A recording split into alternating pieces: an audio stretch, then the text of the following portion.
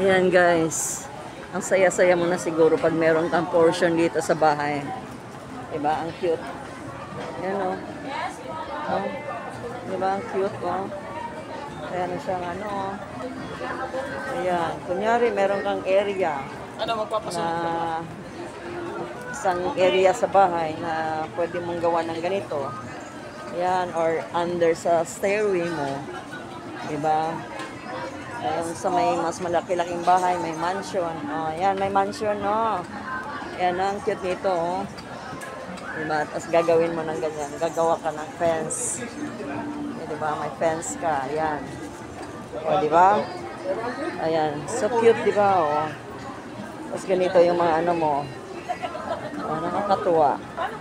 Tapos ganyan, yung mga parang mga cotton sa ibaba. Ayan, may mga cotton, ano.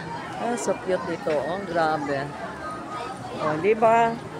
So ito lang ilagay mo sa isang tabi para kang ano, nasa palasyo. Di ba? Yan, oh, so cute, so cute.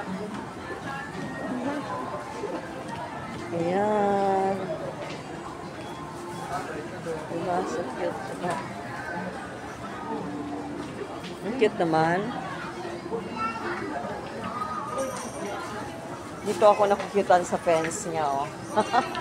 Tapos meron cotton sa baba.